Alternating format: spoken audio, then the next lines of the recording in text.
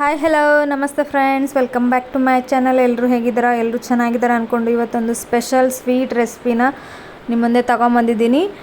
ಇದಕ್ಕೆ ಕೊಬ್ಬರಿ ಕಡುಬು ಅಥವಾ ಮೂರ್ಮೂಲಿ ಕಡುಬು ಅಂತ ಹೇಳ್ತಾರೆ ನಮ್ಮ ಕಡೆ. ಉತ್ತರ ಕರ್ನಾಟಕದ ಸ್ಪೆಷಲ್ ತಿಂಡಿ ಇದು, ಅಥವಾ ಸ್ವೀಟ್ ಐಟಮ್ ಅಂತಲೂ ಹೇಳ್ಬೋದು. ಇದ್ರ ಮೇಲೆ ತುಪ್ಪ ಹಾಕೊಂಡು ತಿಂತಾ ಇದ್ದರೆ ಯಾವ ಹೋಳಿಗೆ ಯಾವ ಪಾಯಸನೂ ಬೇಡ. ಮಾಡೋದು ತುಂಬ ಈಸಿ. ಹೇಗೆ ಮಾಡೋದಂತ ನೋಡೋಣ. ಇಲ್ಲಿ ಗೋಧಿ ಹಿಟ್ಟು ತೊಗೊಂಡಿದ್ದೀನಿ. ಸ್ವಲ್ಪ ಉಪ್ಪು ಹಾಕ್ಕೊಂಡು ಚಪಾತಿ ಹಿಟ್ಟಿನ ಹದಕ್ಕೆ ಬರುವಷ್ಟು ಇಲ್ಲಿ ನೆನೆಸ್ಕೊತಾ ಇದ್ದೀನಿ. ಇಲ್ಲಿ ಸ್ವಲ್ಪನೇ ನೀರು ಹಾಕ್ಕೊಂಡು ನೆನೆಸ್ಕೊಳ್ಳಿ ಹಿಟ್ಟು, ಅಥವಾ ಕಲಿಸ್ಕೊಳ್ಳಿ. ಯಾಕಂದರೆ ತುಂಬ ತೆಳುವಾದರೆ ಚೆನ್ನಾಗಿರಲ್ಲ, ಸ್ವಲ್ಪ ಗಟ್ಟಿನೇ ಇದ್ದರೆ ಚೆನ್ನಾಗಿರುತ್ತೆ. ನೋಡ್ಬೋದು ನಾನಿಲ್ಲಿ ಇವಾಗ ಕಲಸಿದ್ದಾಗಿದೆ. ನಾನೆಲ್ಲನೂ ಸ್ಟೆಪ್ ಬೈ ಸ್ಟೆಪ್ ಹೇಳ್ತಾ ಹೋಗ್ತೀನಿ. ತುಂಬ ಟೈಮ್ ಏನು ಹಿಡಿಯಲ್ಲ. ಏನಾದರೂ ಮನೇಲಿ ಫಂಕ್ಷನ್ ಅದು ಇದ್ದರೆ ಹೋಳಿಗೆ ಪಾಯಸ ಮಾಡೋದು ತುಂಬ ಟೈಮ್ ಹಿಡಿದ್ರೆ ಈ ಥರ ಮಾಡಿದ್ರೆ ತುಂಬ ಈಸಿ ಆಗುತ್ತೆ. ನಾನಿಲ್ಲಿ ಅದರಲ್ಲಿ ಪುಡಿಂಗ್ ಮಾಡೋಕ್ಕೆ ಕೊಬ್ಬರಿ ತೊಗೊಳ್ತಾ ಇದ್ದೀನಿ. ಕೊಬ್ಬರಿ ಮತ್ತು ಬೆಲ್ಲದ್ದು ಮಿಕ್ಸ್ ನಾನು ಹಾಕ್ತಾಯಿದ್ದೀನಿ. ಇಲ್ಲಿ ನಾನು ಒಣ ಕೊಬ್ಬರಿನ ಈ ಥರ ಮಿಕ್ಸರಲ್ಲಿ ಗ್ರೈಂಡ್ ಮಾಡಿಕೊಂಡು ಒಂದು ಕವರಲ್ಲಿ ಹಾಕಿ ಫ್ರಿಜ್ಜಲ್ಲಿ ಇಟ್ಕೊಂಡಿರ್ತೀನಿ. ಯಾವಾಗಾದರೂ ನಾನೇನಾದರೂ ಐಟಮ್ ಮಾಡುವಾಗ ಅದನ್ನು ಯೂಸ್ ಮಾಡೋದು ತುಂಬ ಈಸಿ ಆಗುತ್ತೆ. ಇದಕ್ಕೆ ಬೇಕಾದಷ್ಟು ಬೆಲ್ಲ, ನಿಮ್ಮ ಮನೇಲಿ ಹೆಚ್ಚು ಕಡಿಮೆ ಬೆಲ್ಲ ತಿಂತಿದ್ರೆ ನೋಡಿ ಹಾಕ್ಕೊಳ್ಳಿ. ಇಲ್ಲಾಂದರೆ 2 ಕಪ್ ಕೊಬ್ಬರಿಗೆ 1 ಕಪ್ಪು ಬೆಲ್ಲ ಹಾಕಿದ್ರೆ ಸಾಕು. ಇಲ್ಲಿ ಮಿಕ್ಸರಲ್ಲಿ ನಾನು ದೊಡ್ಡ ಜಾರಲ್ಲಿ ಎಲ್ಲನೂ ಒಂದೇ ಸಲ ಹಾಕ್ತಾಯಿದ್ದೀನಿ. ತುಂಬ ಮಾಡ್ತಾಯಿಲ್ಲ, ನಾನು ಸ್ವಲ್ಪ ಕ್ವಾಂಟಿಟಿ ಮಾಡ್ತಾಯಿದ್ದೀನಿ. ಈ ಪ್ರೀತಿ ಜೋಡಿಯಾಗಿ 2.0 ಅಲ್ಲಿ ಪಲ್ಸ್ ಅಂತ ಒಂದು ಬಟನ್ ಇರುತ್ತೆ. ಆ ಬಟನ್ ಪ್ರೆಸ್ ಮಾಡಿದ್ರೆ ತುಂಬ ಈಸಿಯಾಗಿ 2 ಐಟಮ್ನ ಮಿಕ್ಸ್ ಮಾಡಿ ಮತ್ತು ಗ್ರೈಂಡ್ನೂ ಮಾಡ್ಬೋದು.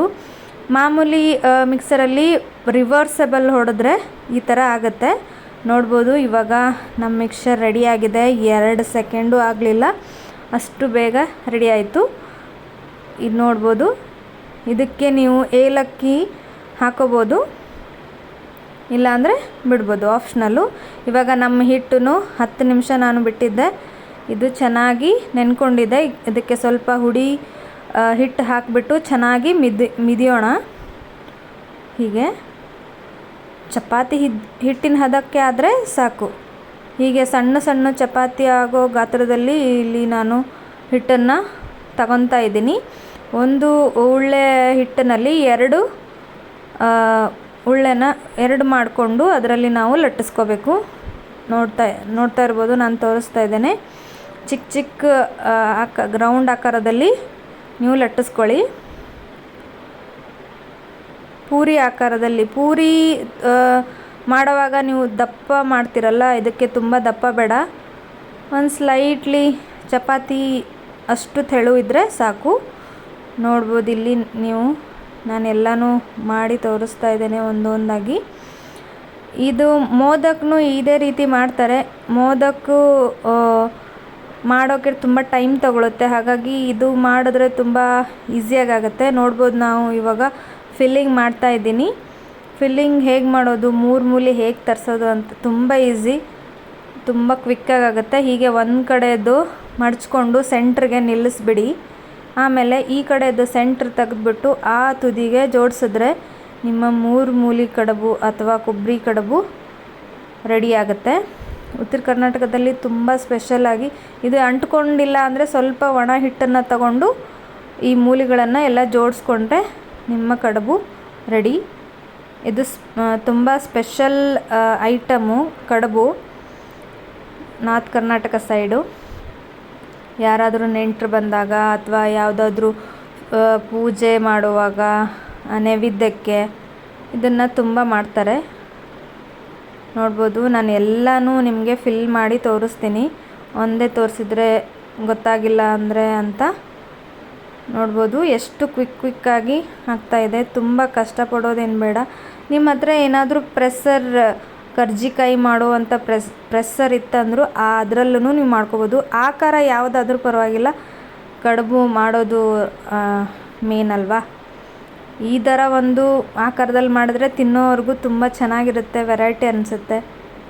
ಹಾಗಾಗಿ ನಾನು ಈ ಕಡುಬನ್ನು ಮೂಲಿ ಕಡುಬು ಅಂತಲೇ ಯಾವಾಗಲೂ ಮಾಡ್ತಾಯಿರ್ತೀನಿ. ನೋಡ್ಬೋದು. ಇದು 3 ಥರನೂ ಬೇಯಿಸ್ಬೋದು, ಇಡ್ಲಿ ಪಾತ್ರೆಯಲ್ಲಿ ಮತ್ತು ಜರಡಿಯಲ್ಲಿ, ದೊಡ್ಡ ಜರಡಿ ಸಣ್ಣ ಜರಡಿ. ನಾನು 3 ಥರನೂ ನಿಮಗೆ ಮಾಡಿ ತೋರಿಸ್ತಾ ಇದ್ದೀನಿ. ನಿಮ್ಗೆ ಯಾವುದು ಜರಡಿ ಇಲ್ಲ ನಿಮ್ಮ ಹತ್ರ ಅಂದರೆ ನೀವು ಇಡ್ಲಿ ಪಾತ್ರೆಯಲ್ಲೂ ಇದನ್ನು ಆರಾಮಾಗಿ ಮಾಡ್ಬೋದು. ಬಾಳೆ ಎಲೆ ಇದ್ರೂ ತುಂಬ ಚೆನ್ನಾಗಿ ಆಗುತ್ತೆ ಇದು ಕಡುಬು. ನನ್ನ ಹತ್ರ ಇವತ್ತು ಬಾಳೆ ಎಲೆ ಇಲ್ಲ, ಹಾಗೆಯೇ ವಿತೌಟ್ ಬಾಳೆ ಎಲೆನೂ ತುಂಬ ಈಸಿಯಾಗಿ ಮಾಡ್ಬೋದು, ಏನು ಕಷ್ಟ ಇಲ್ಲ. ನೋಡ್ಬೋದು ಎಲ್ಲ ಫಿಲ್ಲಿಂಗ್ ಆಗಿದೆ. ಇವಾಗ ಈ ಥರ ಒಂದು ಜರಡಿ ಇದೆ, ಅದ್ರ ಕೆಳಗಡೆ ಒಂದು ಪಾತ್ರೆಯಲ್ಲಿ ನೀರು ಹಾಕ್ಕೊಂಬಿಟ್ಟು ಸ್ವಲ್ಪ ಅಂತರ ಇರಬೇಕು ನೀರಿಗೆ ಮತ್ತು ಜರಡಿಗೆ. ನೋಡ್ಬೋದು ಈ ಥರ ಒಂದು ಪಾತ್ರೆಗೆ ಕೆಳಗಡೆ ನೀರು ಹಾಕ್ಕೊಂಡು ಮತ್ತು ಇಡ್ಲಿ ಪಾತ್ರೆನೂ ಒಂದು ಇಟ್ಕೊಂಡಿದ್ದೀನಿ. 3ರಲ್ಲಿ ನಾನು ಎಟ್ ಎ ಟೈಮ್ ಮಾಡ್ತಾಯಿದ್ದೀನಿ, ಟೈಮ್ ಸೇವರ್ ಅಂತ, ಮತ್ತು ನಿಮಗೂ ತೋರಿಸಿದ್ರೆ ಆಗುತ್ತೆ ಅಂತ. ಹೀಗೆ ಕೆಳಗಡೆ ಒಂದು ಸೈಡ್ಗೆಲ್ಲ ಎಣ್ಣೆನ ಅಥವಾ ಅಡುಗೆ ಎಣ್ಣೆ ಅಥವಾ ತುಪ್ಪನ ನೀವು ಸವರ್ಕೊಂಬಿಡಿ. ಇಲ್ಲಿನೂ ಇಡ್ಲಿ ಪಾತ್ರೆಗೂ ಸರ್ಕೊಳ್ಳಿ. ಹೀಗೆ ಮಾಡೋದ್ರಿಂದ ನೀವು ಕುದ್ದಿರೋ ಕಡುಬು ತೆಗೆಯುವಾಗ ಈಸಿಯಾಗಿ ಬಂದುಬಿಡುತ್ತೆ. ತುಂಬ ಈಸಿ. 10 ನಿಮಿಷ ಇಡ್ಲಿ ಕುದಿಯೋಷ್ಟು ಟೈಮಲ್ಲಿ ನೀವು ಈ ಕಡುಬನ್ನ ಮಾಡ್ಬೋದು. ನೋಡ್ಬೋದು ನಾನು ಇವಾಗ ಒಂದೊಂದಾಗೆ ಹೊಂದಿಸ್ತಾ ಇದ್ದೇನೆ.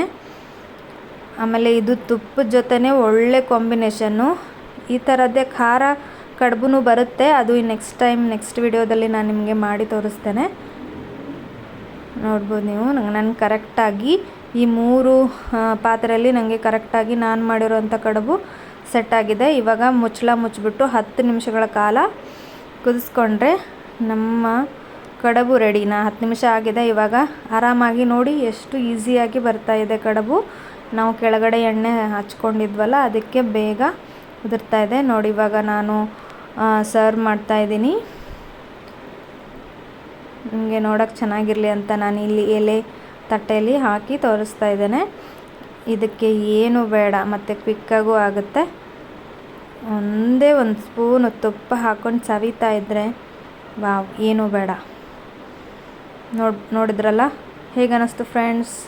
ಪ್ಲೀಸ್ ಲೈಕ್ ಮಾಡಿ, ಶೇರ್ ಮಾಡಿ, ಪ್ಲೀಸ್ ನನ್ನ ಚಾನಲ್ನ ಸಬ್ಸ್ಕ್ರೈಬ್ ಮಾಡಿ ಅಂತ ಕೇಳ್ಕೊತೀನಿ. Thank you for watching.